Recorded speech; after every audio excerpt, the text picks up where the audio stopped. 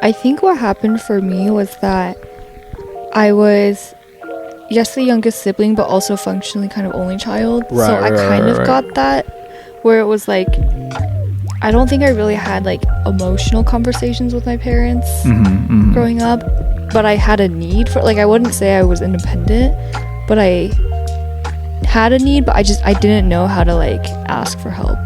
And even now, it's like I don't know how to read or like be vulnerable enough to like allow someone to like come in, you know. And even with that, I feel like growing up, especially in like immigrant households, a lot of times when your parents are talking to you, it's not about like happy things, about problems. Like, like, can you translate this? Can you help me with that? Can you go blah blah blah? So I think sometimes we associate like emotional attachment with as like a solution to someone else's problem, and that's not how like we want our emotions to feel.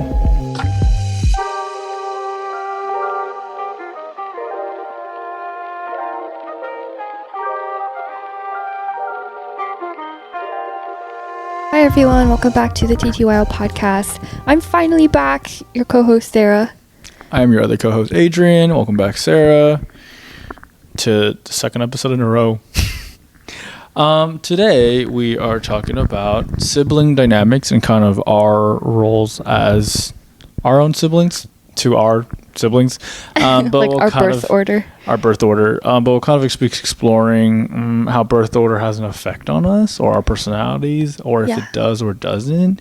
And then I think we'll close with some like more personal questions, so we can get to know more about each other's families, and for the audience too, to know more about us. Yeah, and for you to think too about your birth order, and also how it affects your like relationship.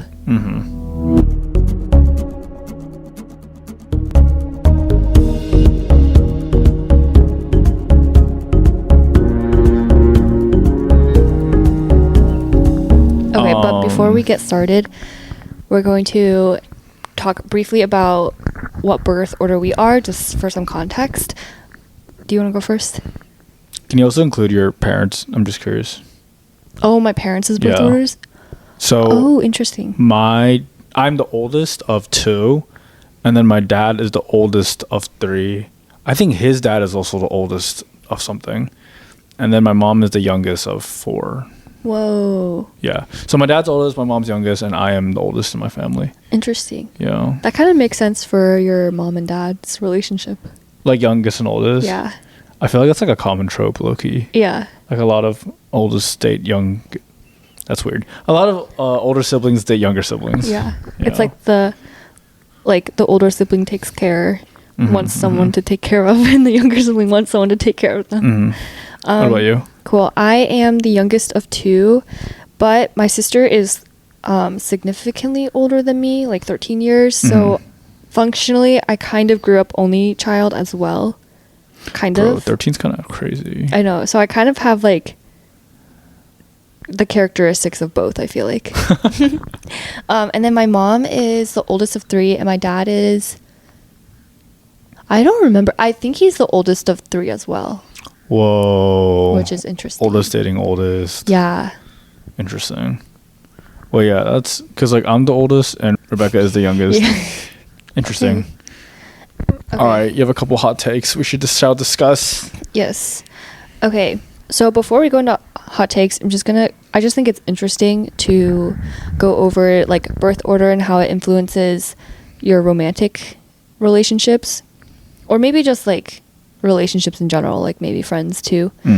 So, and after each, you can let me know if you agree or disagree with these.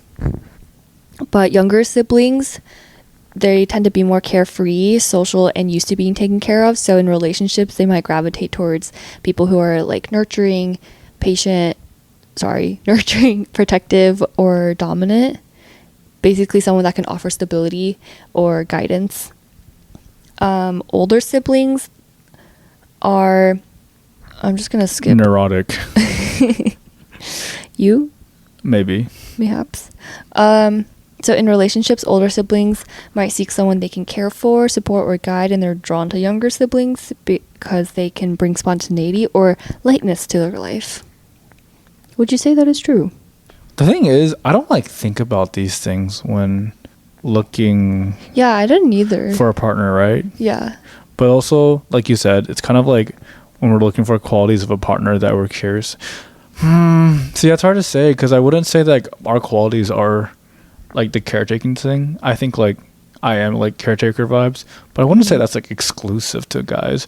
But also like I wonder if gender roles play part of that too. Oh, you're right. Gender like, and birth order. Exactly. Yeah. Totally. Yeah. Like, I feel like are men more caretaker or were women more caretaker? Like in society, I feel like men, guys are, and then relationship take care of more, but then societally, females are more like emotional caretakers. Right. Oh, I see. But men are like physical things. Like we build desks and shit, and they make us exactly that. Our hearts full. Obviously, these are not like so strict in these archetypes of people, but generally. You know, I think there definitely is like a correlation to some degree. Yeah. Yeah. Okay, and the middle children, often seen as the peacemakers, they're adaptive and they're often overlooked. And so in relationships, they're really looking for emotional validation and just for someone to see them deeply. And they also appreciate partners who are independent but emotionally available. And then only children are viewed as mature, self-sufficient, and sometimes more idealistic. So they may seek deep connection, but also value space, and they're drawn to people who understand their need for autonomy. I can't say I know too many middle children to like agree or disagree with that. Yeah, I also feel like peacemakers kind of depends on, again, like this is all just generally, like it's not clear cut, but like peacemakers depending on if it's like an immigrant family, for example, like that could be any of the siblings that are trying to like be peacemakers for the family. I see, like there's a cultural aspect to that too. Yeah. Why are they the peacemakers? I'm confused. Just because I guess because like the oldest one always gets in trouble because the youngest one plays victim, and in the middle is just like and like overlooked and like. Yeah, I was thinking like if I had a middle sibling, I'd low-key like try to gaslight them to be on my side. Oh my god. Yeah, you would. Oh, I kind of wish I had a middle sibling now. To make the fights more fair. Anyways. I feel like I know middle children that are also like, yeah, I have to, like, if they're like super loud or like whatever, they're like, yeah, I have to be that way so that I can like get some kind of attention. Because otherwise. Wait, I was going to say, they feel like overlooked sometimes. Because the oldest one gets all the responsibility, the younger one gets all like the babying. Yeah. And then what does the middle child get? Wait, but high key, if you think about it, middle children were youngest at some point. Yeah. And then it just like all changed one day and they became like middle children. Well, I was thinking about that. Fucking weird. Because like say if you have a kid right, and then you have another kid like 3 years later, like that first kid is going to be the only child. And then all of a sudden, bam, there's another baby and attention's going to go towards that baby. Wait, we're talking about like strictly oldest and youngest? Yeah. Oh, okay, I got you. But then the cycle continues too. Right. I guess that one already is used to being the youngest, but yeah, I was gonna say I feel like an oldest child can always be an oldest child, but you'll always just continually have like younger and younger. Oh god, it's kind of scary. Like imagine like 5 children, one oldest child, and then just like a slew of middle childs, and then one younger child. Oh my gosh. Oh, that's kind of crazy. But yeah, I don't know enough about middle children to say peacemaker. That's interesting though. How do they manifest as partners again? Does it say? Yes. Middle children in relationships, they look for emotional validation and someone who sees them deeply. That makes sense. Damn, that sucks. Low-key. All right, on to some hot takes. Okay, the first hot take is that youngest siblings are secretly the most manipulative because they've never had to ask twice. Because they basically learn early on how to charm, guilt trip, or play the victim to get their way. I think you should answer that, youngest sibling. I'm not saying you're manipulative, by the way. No, I mean, I could be. I'm in marketing. Oh, God. It's basically using psychology to manipulate. A couple other youngest siblings also work in marketing. Well, I will say, like, I don't know if this is because I was the youngest sibling, but I've always, like, not like gotten my way, but if I'm like if I want something to happen, I will make it happen. Like, if I want something from my parents, I will like keep I mean, this says you don't have to ask twice, but like, I will just like be so, like, I know that like they'll cave eventually once I like keep asking. Oh, really? Yeah. And I don't actually know where I picked that up. Like, maybe that is the youngest sibling thing, but also I know that my sister paved the way a lot for me. Like, she's the one that broke in my parents for like things like earrings or like dating or just like the things that, you know, like now my parents are so chill and she's always like it's like unfair treatment because it was so hard for her. Right. Yeah, I'm trying to think about my brother in that context because like I don't know. Yeah, I don't know. I was gonna say gender role, but I don't think that plays a factor here. I don't like being manipulative. No, I feel like you're saying girls are more manipulative. Whoa. I don't know. Aaron was like, sorry, my brother was like just a chill dude.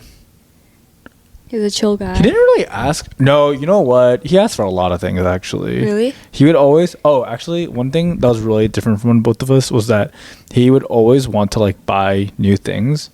Okay, I'm not saying he manipulated my parents to do it, but he would always, like, want the newest thing, and I would just be, like, chill, like, not wanting anything. Oh, I see. Like, he was the first one to be like, oh, can I get a watch? Can I get a phone? Can I get an iPod? Stuff like that. Oh, yeah. And then I was just like, oh, I'll just wear my hand-me-downs. From your brother. from my dad. Yeah. Yeah, you know, that checks out for me too, because really? When the Tamagotchi came out, or like when that became more popular again, I like literally begged my parents to like get me one. Really? And like it was $20, but you know, when you're a kid, in that economy, yeah, when you're a kid, that's like $100. That's fair. Like as an elementary schooler, like asking for that is like you're flexing your Tamagotchi at school. No, literally. And then I lost it 2 days later. It was really sad. It was pink and it had red cherries on it. It was so cute. If I lost it. Yeah, Aaron. My brother. You're just doxing him left and right. I think I got a bunch of his hand-me-downs. Hold the bottom of I this. got you. Thank you. Oh my god, Shohei Ohtani on the bottle. That makes sense. I'm so freaking thirsty. Thank you. Hydrate, brother. All right, what's the next one? Okay.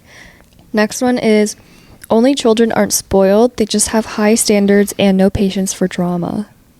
No, I think older siblings have no patience for drama. Because you're in it so much? Yeah, like we understand that like nothing comes out of it. It's from like the endless arguments with your mom, endless arguments with your siblings, and like nothing gets done. Why does youngest... Wait, is this youngest sibling This again? is only children.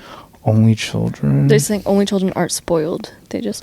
So, because I feel like the common stereotype about only children is that they're spoiled or like... I guess I've never thought about it in the sense that like they just have high standards and no patience for drama. But I feel like that might be the case if they come from a healthy parent situation. I see what you mean. Because like... they don't need that constant validation or like hand holding. But I feel like if it's not a healthy parent situation, then it can cause other issues. I don't know if issues is necessarily the right word, but just like mindsets, I guess. And parenting's already hard. Yeah, I see what you mean. Yeah, I feel like only child always get like shit on. Yeah. For being like negative and stuff. Yeah, like you can't share, can't whatever. Oh my God, which honestly, like literally me. Like I don't think I learned how to share until college. Cause like I had a sister, but in my childhood I didn't grow up with a sister. Like everything was still just mine. Like my toys, my food, my snacks, my whatever. I didn't have to share. What if your parents approached you? Like if they're like, oh, can I get a bite of your food or something? I remember when I was in elementary or middle school, my dad wanted a snack because I used to dance. And so like we'd have snacks for dance. And he wanted a snack because he was really hungry. And I gave him like a fruit by the foot. And I got so pissed at him because the way he ate it, he like didn't know how to like eat a fruit by the foot. Like he didn't know there was a paper and you had to like unwind it, he put the whole thing in his mouth. And I got pissed at him. I don't know why I got pissed. I was just like, you're taking my food and you don't eat it, right? Okay, but also dads be taking too big of a bites when yeah, they they're eat like, food. can I just try some? And it's like half the thing is gone. Like back then when we all had small mouths and our parents had like adult-sized mouths, like the big-ass spoonful was like my entire bowl. No, yeah, I think that's interesting. I definitely had some kind of like... What do you mean you learned to share when you got to college? Oh, because then I was with roommates and they shared a lot with me, and I learned how to appreciate like the sense of community. I see. And I was like, oh, it's like really nice actually. Or like it's also abundance mindset of like I can share, I can give, because like I can just get more later. Or even if I can't, it's okay. Like it's awesome that I get to share something yummy or like cool with a friend. I see. And they get to experience that too. Oh, I see. Yeah. Oh. All right, next. All right. And then oldest siblings aren't... Oh, sorry, not that one. Yes. Oh. Oldest daughters age 10 years faster than anyone else, especially in immigrant families or high pressure dynamics. I completely agree with that. Part of it is the immigrant thing, but also I think women just mature so much faster than men. And they kind of have to. What do you think the age gap is? What do you mean? Like how many years, how much when a woman is like how big maturity. the age difference has to be for them to like mature like that? Yeah. I think it has to be like 4 or more. Like I'm basically thinking like they're in high school and their siblings like in middle school. Oh. Because like that's far enough that they can't like get any help from the middle schooler or anything younger than that, honestly. But I feel like if you were like you had a close sibling, like 1 year, even 2 years is not that bad. You have someone to... I think the biggest thing is that when you're in that environment, you feel alone. And that you have no one else to like help you. That hence the maturity and not like the growing, right? Yeah. Yeah, because you're basically the third parent. Yeah. That's rough. A lot of respect to those, though. Okay, and then youngest siblings are more emotionally available than eldest ones. Because the oldest one kind of has to be the strong one all the time. Dude, I think it's that and also oldest and single child. And I think the reason is because parents like to dump like their... How should I word this? I think everyone has the right to like... Your relationship with your parents should be as it is, but sometimes it can be very like emotionally unhealthy. For example, like if...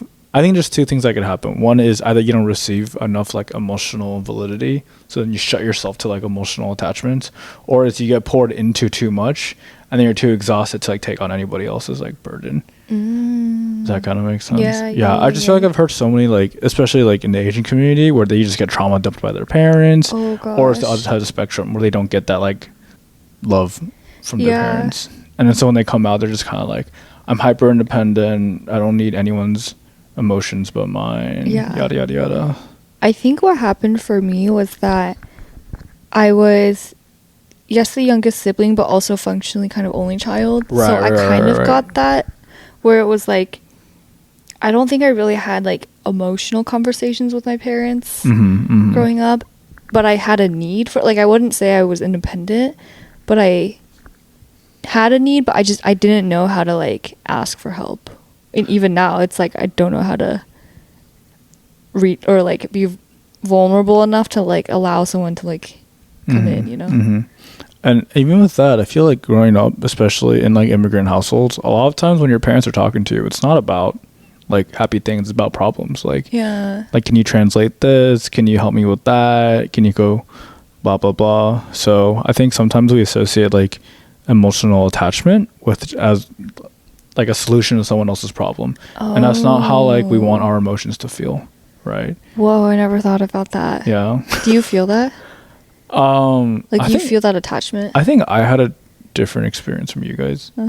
Like, technically, we were immigrant, but we grew up in Asia. Yeah. So, functionally, our family's problems are a little different than, like, y'all's in America's. My relationship with my mom is primarily just that we didn't really get along that well back then. So any form of like motherly love or that like regard, I just like shut down. Like I have to be like the sole caretaker of myself kind of thing. Like you won't let someone treat you with motherly love? Yeah. Is it almost like you don't know what that's like, so it doesn't register? It feels like bizarre, yeah. Or it's like, yeah. Yeah. I think, no, obviously like right now I'm a lot better, but like back then when I was like an angry little teenager, angry big teenager. Yesterday? Okay. Crazy. A little teenager, that's how it felt. Because like, wow, it's looking like childhood trauma. It's like at some point as a child you just realize that it's not for you, and then as you develop into like your formative years, like puberty and forward, that's just kind of the way you handle it. Yeah. Yeah. It always comes back to childhood trauma. Bruh. All right, the last one is, okay, literally this does not make any sense, but basically it's just saying like if you're the middle child, you kind of like act like that in a friend group setting too, or like basically any kind of birth order energy that you are, it shows up everywhere, whether it's in friend groups or like at work or maybe in relationships too. So I actually disagree with that, because sometimes I feel like my mindset in friend groups is I've been an oldest child my entire life. I don't want to be an oldest child with these friends. Is it natural for you, like when you show up as a not only child energy in friend groups, is that natural, or do you feel like you have to like suppress your only or your eldest child? Sorry, did I say only child earlier? Yeah. I meant eldest child. No, you're good. No, I don't think it's like suppression versus like elevating. I think it's just like you need to have balance in both, because I feel like a big difference between like my Purdue friend groups, where I did feel like I had to be like the older child a little more in terms of like, I mean, okay, it was a slew of things, like being so involved in our fellowship, like taking up leadership positions, like you just have a lot of responsibility with that. Oh my gosh, I forgot you did all that. But then like entering like Columbia, where like, hey, I was the youngest in my friend group. Oh yeah. And then they were all like older, and I just didn't feel the need to like I could just be an idiot. Yeah. Like a complete like idiot. But then like I realized like doing that full time is like not fun either. So like now when I'm like I can choose who I want to spend my time with intentionally, I like want to have both, you know. And also like letting both sides show in all friend groups, because I think it's balance. Yeah. You know. It's all about balance. It's all about balance. That's interesting. I never had thought about birth order showing up in other areas of life. So I actually wanted to be a quick science nerd. Birth order, actually, they've like done a lot of studies on it, and it doesn't have, birth order specifically doesn't have effect on like kind of what happens to you. It's more so like the societal like cultural norms. That's what like causes you to like develop these traits. So I always think about like one thing that happened to me when I was like an oldest child is my dad would always remind me, you're an oldest child. You have all this responsibility. And then I wonder like if he never did that to me, would I still come out the same way as I was? You know, like I think it's just like a set of standards that are perpetuated each like generation, and as a result this is just like how we all turn out. Yeah, I can see that, but at the same time, why do I feel like it's one and the same? Like no, I know, like it's definitely like correlated. I'm just being a nerd. no, yeah, because like I mean, they're never gonna run a study where they like gaslight children into being the youngest when they're the oldest. So something you can prove from that standpoint. They should. Okay. Yeah. What would you say your relationship with your sibling is right now as you're getting older? Ooh, now I would say we're like friends / like we will talk, maybe we try to talk every not like every week, but like every 2 to 3 weeks, but I think now it's a little bit leaning towards like once a month or something, just because like things just have gotten a little bit busier. But when we do talk, we talk a lot about like personal development. I think we share a lot of similar interests in that sense, and it's nice because having a sibling that shared your parents and their way of parenting is like, she's the only person in the entire world that will understand what it's like to be with our parents. And that kind of goes into the whole like personal development, because it's like we're like uncovering our own childhood traumas to understand ourselves better together. But there's that, but then there's also times where we'll just like laugh at nothing for like so hard and like for the longest time. So I feel like pretty classic sister friend energy, but because she is also older, she also feels like a mentor. Because I was just gonna ask that, like, is she like giving you like hella advice kind of situation? Totally, yeah, because like she's been, you know, working for longer than I have, and like in a slightly different industry, but definitely a very competitive and like I don't know if hardcore is the right word, but hardcore industry. Her sister's hardcore. No, she's in like neuroscience, tech, biotech, stuff like that, BC.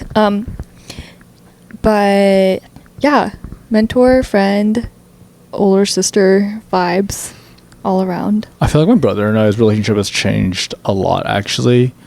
I feel like, so growing up, he was obviously the younger sibling, like whether it came to like fights and whatnot. But I feel like once I went to grad school and he graduated from his university, I feel like he had to step in the older sibling role for a bit because I was like unavailable at school. Was he home? Well, not in that sense. More so, no, he was in Seattle.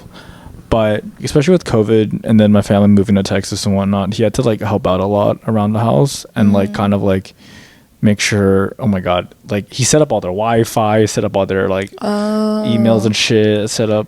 Like my parents asked him for a password for something that he created like 2 years ago. And he's like, guys, why do you guys not know this? Oh my gosh. Wait, oh my God, my mom.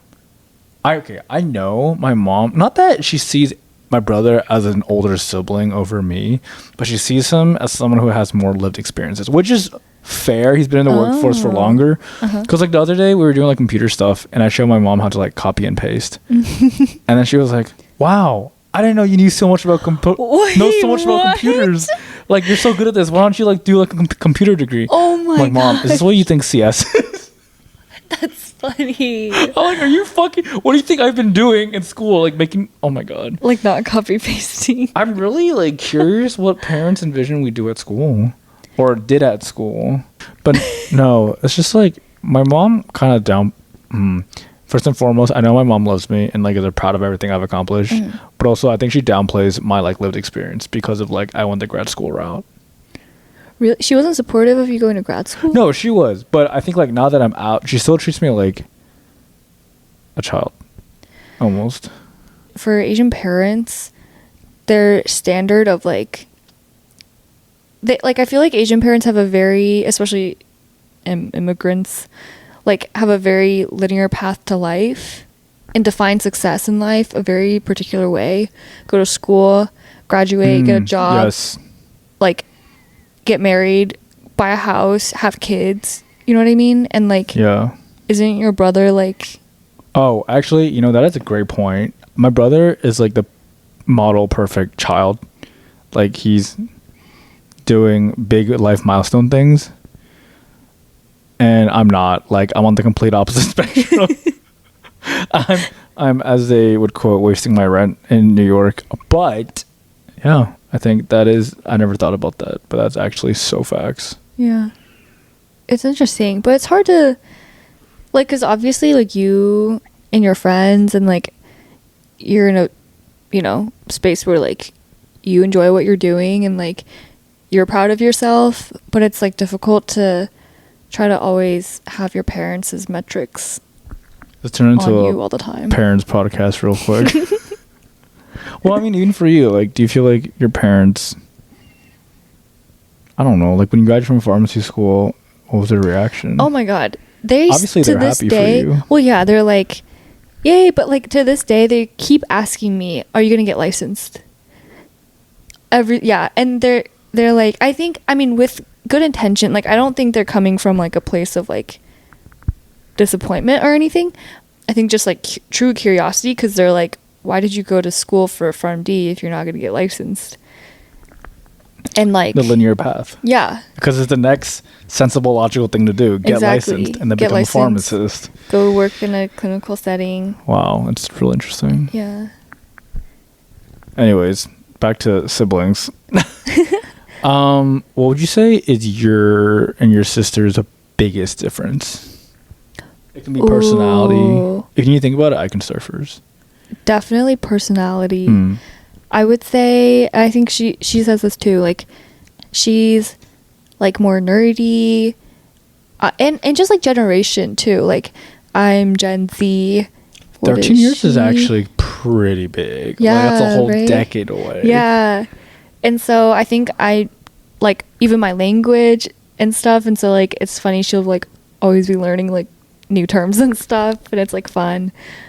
Did you guys have any like resentment towards each other in the very beginning? Because like she was probably like, what the hell, like when you popped out. Bro, if I was 13 years old and my mom popped out a little baby, I'd be like, bro, dude, for real. That's crazy, because you have an experience of having a younger child, but I don't know what that's like at all. A younger child. Sorry. Wait. Oopsies. A younger sibling. Exposed. Yeah, no, I know. I told them about your younger child, Jeremy. My Shayla. Yeah, like I've just never experienced it, so I don't even know what that's like. But I will say, I think my sister, I don't know if she like actually resented me that much. Maybe she just never told me. I don't think so. Maybe it was just like, oh, it's just like kind of unfair that like my parents are so chill with me versus with her they were, not that they were super strict, but like they were also just in a point in their life like financially where they couldn't support her as much as they could support me as a kid. Wow, that's low-key like betrayal. Really? Wait, so see, that's weird, because like you feel like that's your experience and reason for like being 13 years apart. I still felt that with my like 1 year apart brother. Like it was like night and day how we were treated. Wait, but were your parents financially like similar situations? I mean, it was a year, right? So yeah, I guess, yeah. Oh wait, yeah, that's crazy, because like my parents actually were in different financial situations. Okay. But wait, that's kind of crazy. Like we're in the same financial situation, but it did feel like night and day for how we were treated. Dang.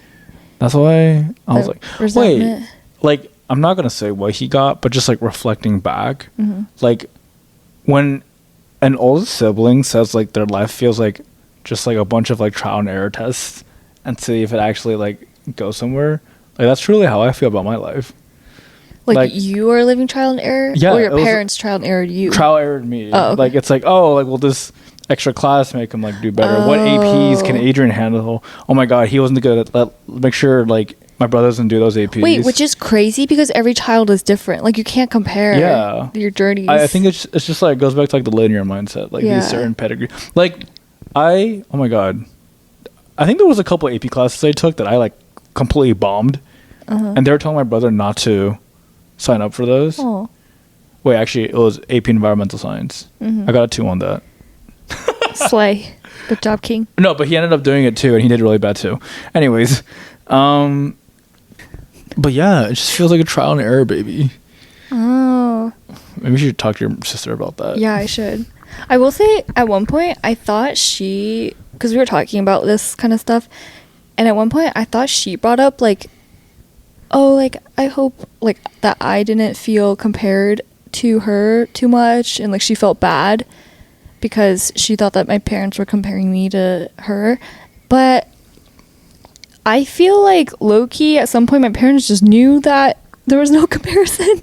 Like she was forever just gonna be like so smart, so accomplished. So they're just like, just do your best, like just do something, like get a Pharm D and you're good. So I feel like they were trying to gauge what I could like hit, like in terms of like milestones. So like, well, first of all, like my standardized testing was like meh. Okay, see, this is how I see it. They did they took me to certain classes for like the ACT. It's what I took. And then when I didn't do well on those, they gave my brother a better like system, and he scored even better and went to a better school and like technically got like a really good job. Yeah. So I feel like they were just trying to like throw darts into the field with me and see like what happens. And then based off of that, they're like, okay, like my brother, here's a better system that you can use. Oh, I see. So then in that degree, like he has me like beat like by a whole like couple of years of, experience. That's so weird. Oh, interesting. But I feel like it's also how you look at it too. But I see what you mean by like linear, like it following the parental standard. Oh wow. Because like, okay, TBH, I do feel like I'm playing catch up to my brother to some degree. How which so? Is, I think it's stage of life. I don't think age has anything to correlate with that, but I do believe he is further in the stage of life. You know, that might be true. But also, you're in New York, and like everyone here. we're just doing our own thing here. Surely, we're just an isolated bubble. But yeah, in terms of just like if we're looking at years like 1 to like 85, assuming that's how long we live, and like things he has hit, I don't think there is like a certain set of milestones you have to hit in life. But like I think like if you are the traditional individual, you want to be in a family, you want to, you know, own property, earn a certain amount of money, yada yada yada. He is more in line with that than I am. So I feel like I am playing catch up in that sense. Interesting. Do you find that you compare yourself to him? Oh, not at all. I'm happily living my life. But it's just like, so once I have graduated, my parents do ask me a lot more like of these questions. Like, when are you moving out? When are you going to buy a house? And I'm like, guys, I've been working for like 8 months. Oh my gosh. Yeah. Truly. Yeah. Yeah, I think grad school is kind of a weird phenomenon. Phenomenon. No, grad school is weird. Yeah. I mean, because I feel that too. Like, since I've been working... Oh, I guess I only started working 1 year before you. Yeah. So, like, in the grand scheme of things, not even that long. Yeah. Because, like, compared to people that graduated our year... Yeah. We're, like, 2-3 years... Yeah, from like a working standpoint, we're, like, new grads, almost. Yeah. And I feel like weird. That real life experience, like, real working experience, matures you a lot. So... I don't know. I always like it's not necessarily catching up, but it's just like even for your case, like when you say catching up to your brother, it's not not really. Like, obviously we're all on our own journeys, and like that's totally perfect. But it is difficult sometimes, just like, with all the noise around us. How many children would you want to have? Fuck, I was actually going to ask you that for a closing question. I think 2 or 3, and that's it. Why? No only children?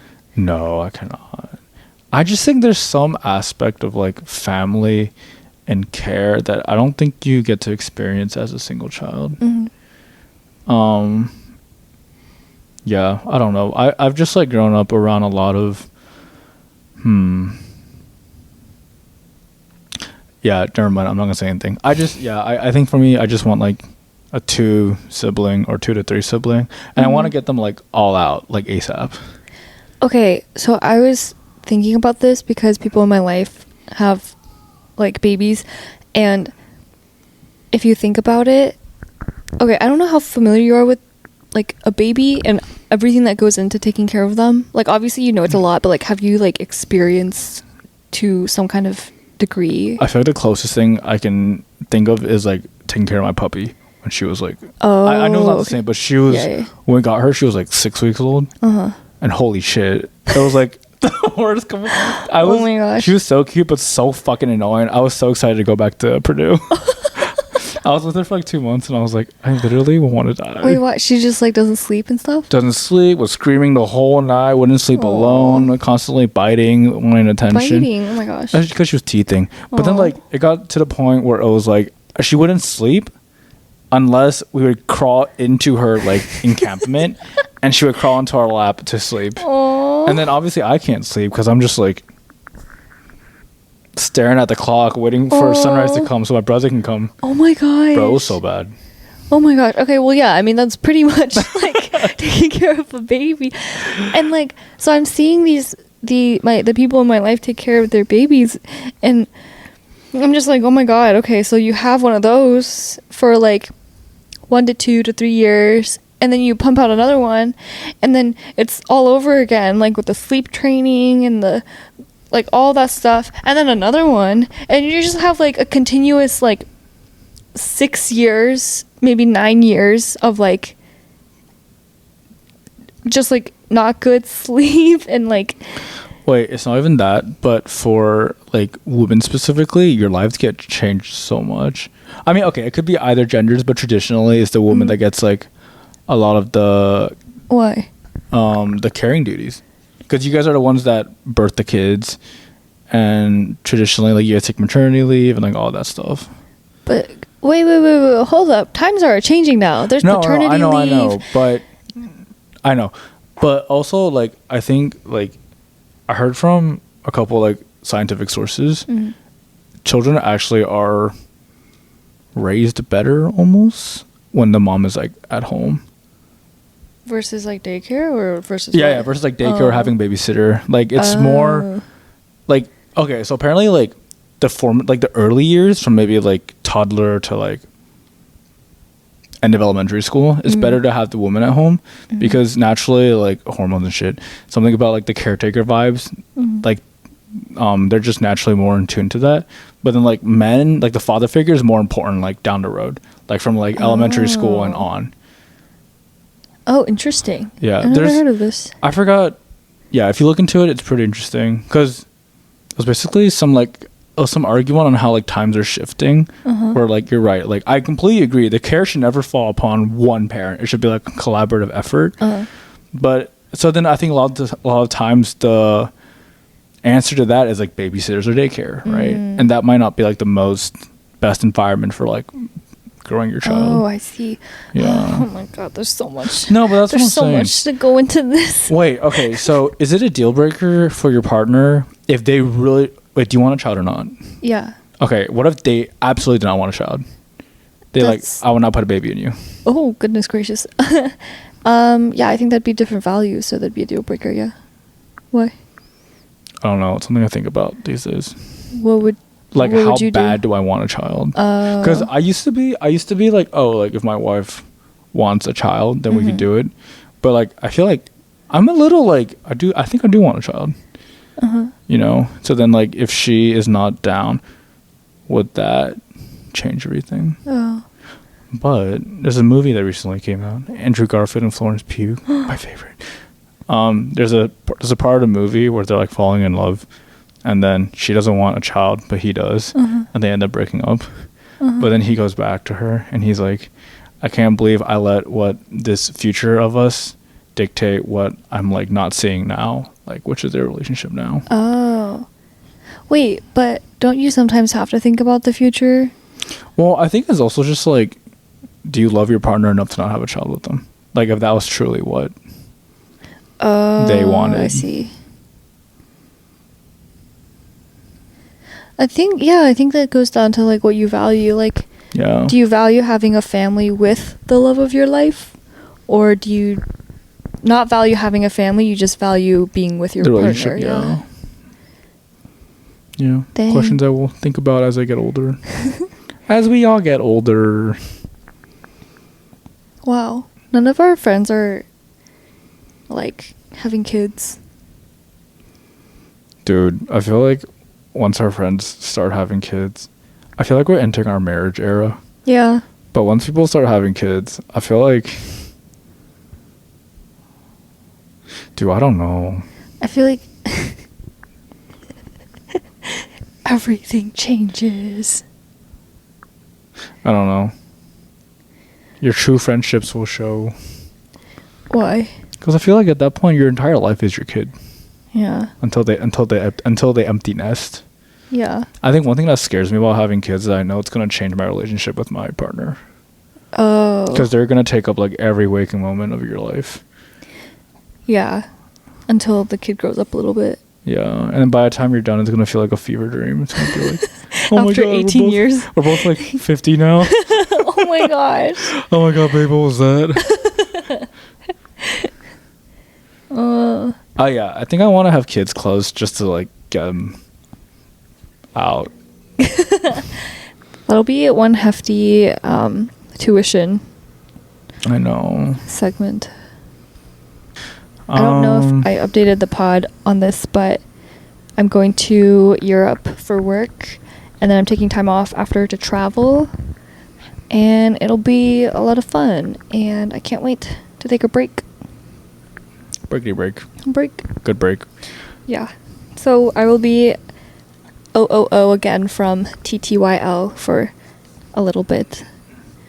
And then after that, when I come back, we'll be in different environments. Jeez. Different set. New set vibes. Okay, well, we hope we hope that you guys enjoyed this episode, and I don't know, just food for thought on birth order and personality and everything.